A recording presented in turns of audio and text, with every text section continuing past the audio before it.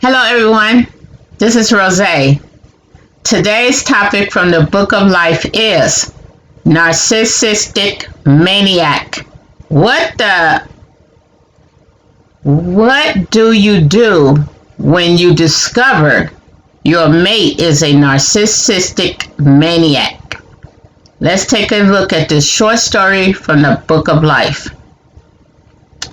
The dictionary describes narcissistic as a person who has an excessive interest in or admiration of themselves.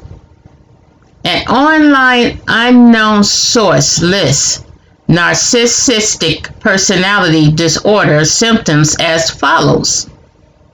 These people that has this personality trait, they are overly boastful, exaggerating one's own achievements, pretending to be superior to others, lack of empathy for others, looking down on others as inferior, monopolizing conversations, impatient, angry, unhappy, depressed, or has mood swings when criticized, easily disappointed when expected importance is not given.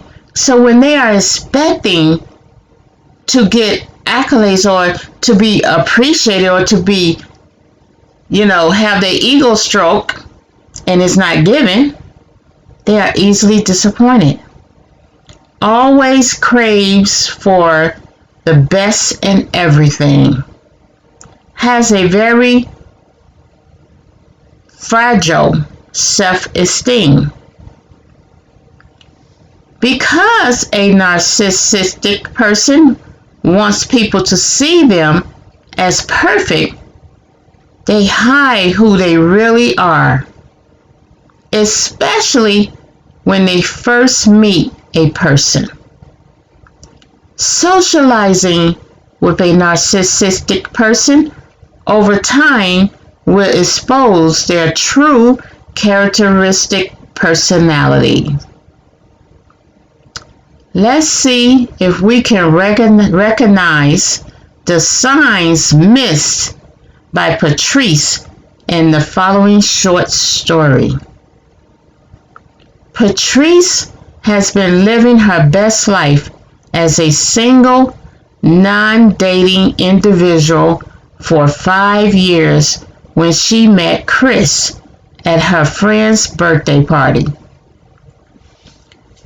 Patrice's previous relationship was very hostile. For this reason, she wasn't interested in dating anyone. Patrice would only socialize within a group atmosphere.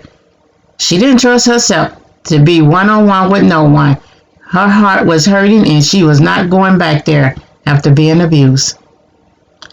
Every time she was approached by someone wanting to get to know her in a personal way, she would politely inform them that she was taking a sabbatical leave from dating in order to heal emotionally.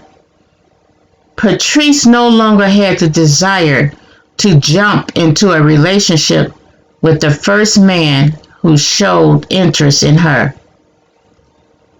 When she met Chris, she felt secure within herself and making better choices when it comes to selecting a mate. She feels taking the proper time that she had taken to heal emotionally and spiritually has helped her confidence in selecting a mate. When Chris approached her, she felt comfortable with his characteristic traits portrayed among their social group. See, he was part of their social group, so she was able to observe him, and she felt comfortable with what she saw. She watched for 3 years how well Chris socialized with the group. He was always helpful, very polite, slow to anger, and the voice of reason. As Patrice observed how Chris operated within the group, she would often wonder why he was not dating someone. He always showed up solo to every event the group put together. Chris showing up solo actually helped Patrice feel comfortable in not being the only one showing up without a date. Now keep in mind, one of the symptoms outlined about the narcissistic personality is that they hide who they are when they first meet a person until they get to know you, till they got their hooks in. Then they show you their true colors. So he did a wonderful job hiding himself from Patrice. Chris did an outstanding job because she observed him for 3 years among their social group that they hung out with. Okay. Patrice felt there was no harm in talking with Chris over the phone when he asked to call her sometimes. She thought to herself it would be a good way to get to know him better. Patrice was prepared, so she thought, to look for red flags that would say no to her and Chris' relationship moving beyond a friendship. Patrice was determined not to repeat history by selecting the wrong type of man to be in a relationship with, which is what led her to taking a break from dating. Patrice and Chris talked over the phone for nearly 5 months before going on a date. They would often FaceTime each other whenever they talked. Her only concern was why he had not dated anyone for the last 4 years. See, she had a reason. She had a reason, but he did not express his reason that made sense to her. She found this strange, that here he is a man and he has not dated anyone in the last 4 years. After 5 months of talking over the phone, they went on their first date. So she's doing what she needs to do to try to be cautious, even though she has some questions within herself. She's taking her time and she's observing. Chris was the perfect gentleman on their first date. For the first 2 months of dating, Patrice always met Chris at the restaurant or event they attended as a couple. Because Chris was very patient with her, she felt comfortable in allowing him to come to her home. Yeah, he was patient. I mean, because she observed him for years.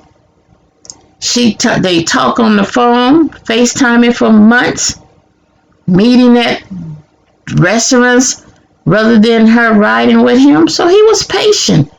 But isn't that what we just read that a narcissistic person does? They know how to be patient, hide who they really are, should want to appear to be perfect in your eyes, and they do look perfect. But Patrice had some questions. Those were red flags that even if she didn't recognize them as red flags. Because Chris was very patient with her, she felt comfortable in allowing him to come over to her home. To her surprise, Chris was the perfect gentleman in her home. You know, it's one thing to be a gentleman out in public, but in your home, behind closed door, let's see if you equally is a gentleman. And he was. He did not try to force himself on her. He asked to kiss her before leaning in for a kiss. He didn't just take it, he asked for permission. He went home at a reasonable time, a decent hour. He helped her clean up the kitchen. Whoa, my kind of man. Each time they went out, he opens the door for her, and he refused to allow her to pay for anything. The only thing he did not do was pull out her chair when she sat. Patrice loved Chris' smile. He was always smiling, and he appeared to always be listening to her when they talked. She did notice his feedback in conversation was usually brief, to the point, and in high regards of himself. Patrice was not looking for someone without any flaws, so this is how she rationalized it in her head, which is understandable because no one is perfect. So she wasn't looking for anyone without any flaws. She was looking for someone who was open to show his flaws. And she was looking for someone whose flaws would not harm her in any way. She understands that compromise is part of any real relationship. However, she was not willing to compromise with someone who is mean-spirited and disrespectful. She did not want to be in a relationship with someone who is mentally or physically abusive. Patrice felt Chris' flaws appeared to be harmless and something she could live with. Patrice felt very relaxed and comfortable with Chris. On Patrice's birthday, Chris surprised her with an engagement ring. He asked Patrice to marry him. Patrice, feeling like she had found the perfect man, said yes to Chris' proposal. Chris expressed to Patrice that he wanted a short-term engagement. He was ready to get married as soon as possible. Patrice wanted to plan an extravagant wedding. Chris convinced Patrice the money saved on a wedding could be used as a down payment on a house. Patrice was happy that Chris was thinking about their future together, and he was taking charge, and he was being reasonable, and he was, handling his finances in a very adult manner, thinking, hey, why waste it on a party to bring people to eat when we can have a house? She was for that. Therefore, she agreed to a courthouse wedding with only her closest friends and family in attendance. On the day of the wedding, Patrice was surprised that not one person in Chris's family attended. As planned, Chris and Patrice purchased a house together immediately after getting married at the courthouse. Everything was going well with Chris and Patrice up to the point of decorating and moving into their new home. After they settled into their home, Chris' true, authentic self slowly surfaced. Each time Patrice would talk on the phone to a family member or a close friend, Chris would become agitated and throw stuff around. He would knock mail off the table onto the floor. He would push the decorated pillows off the couch onto the floor and slam doors. Patrice often would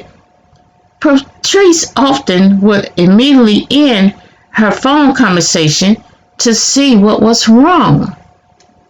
Chris would act like he doesn't know what she is talking about when she asks him, why are you behaving like this, in the same manner as a child having a tantrum? What is going on? Why?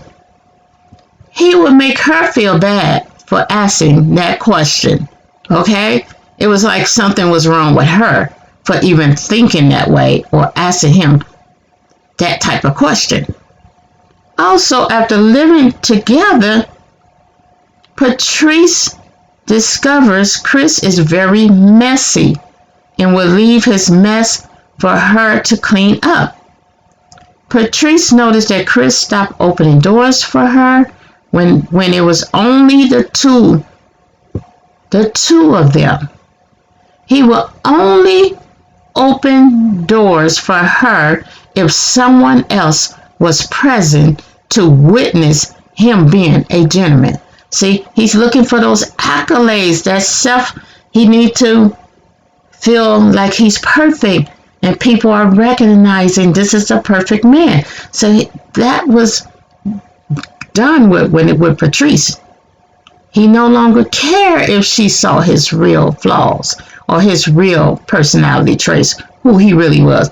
But to the public, he had to keep portraying this perfect person. So therefore, he only opened doors for her when someone else was around to witness him being a gentleman.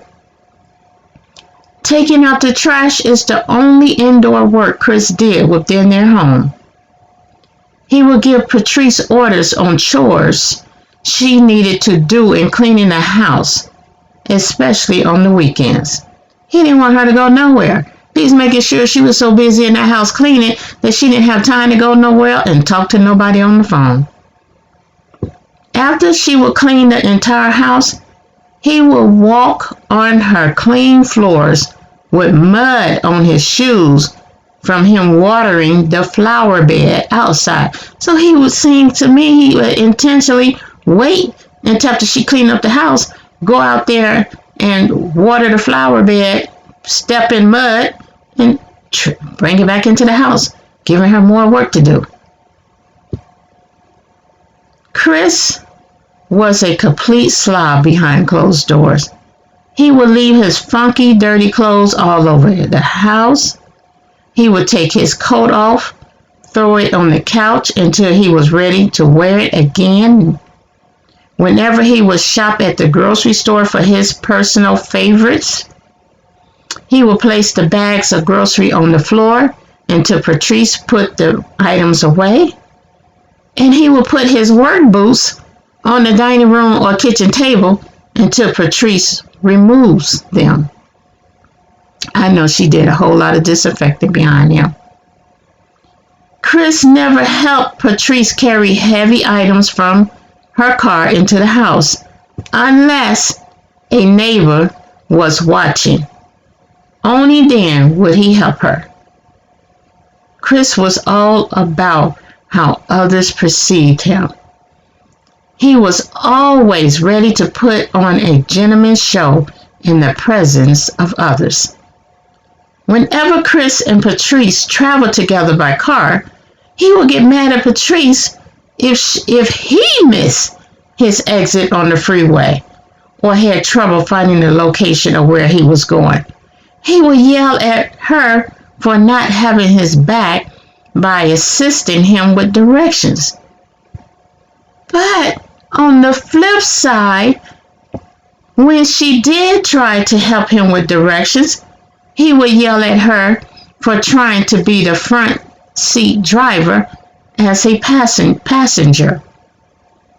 She couldn't win. Patrice was so happy that their home had 2.5 baths. Therefore, she did not have to share a bathroom with Chris, and she didn't have to be embarrassed of her guests going into a bathroom as messy as his. Chris would take 2-hour baths using 2 to 3 different bubble bath products at one time. See, he was all about grooming his body. He never cleaned up his tub or his bathroom. Never cleaned the bathroom or the tub, but yet he said he's going to put all this bubble bath in there to make sure his body is clean with all those germs. Okay. Patrice refused to clean Chris' bathroom. You go, girl. You got to stand for something. I'm glad she did that. She couldn't understand how he would come out his bathroom looking clean and smelling fresh with all those germs from not cleaning his bathroom. He would spend hours in his bathroom making sure his hair, face, clothes were perfect. He used facial creams, body creams, and special hair product. His clothes had to be fresh from the cleaners, and his shoes had to be freshly polished. Outside appearance and acknowledgments were very important to Chris. He made sure when he stepped out that door, he was sharp as a tack. See, that type of man, women are drawn to him. It's like a magnet because you see the best of him. You see this perfect man and you're like, oh my goodness, he's clean, he dressed sharp, he's a perfect gentleman. And then when you get to know them and find out they are a narcissistic person and it's all about them behind closed door, you like, my God, I gotta find a way to recognize these people before I get in a relationship with them.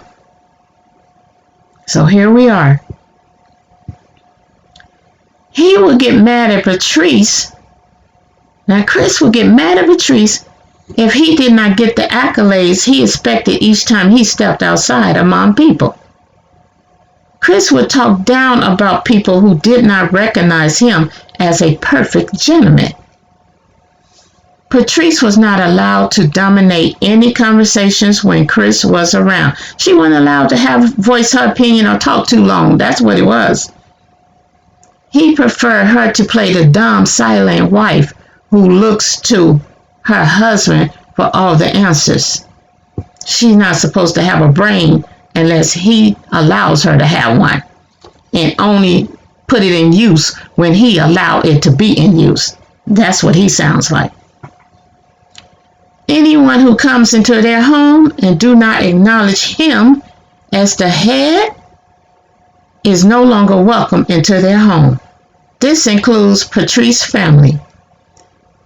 It was Patrice's responsibility to make sure that the unwelcome person was no longer invited into their home. See, he didn't want to make himself look bad. He wanted her to look bad. He didn't want her to tell them that he is the reason why they can't come back into his home. She, because of his ego was not being stroked. Shaking my head. After 5 years of marriage, Patrice asked Chris for a divorce. I knew that was coming.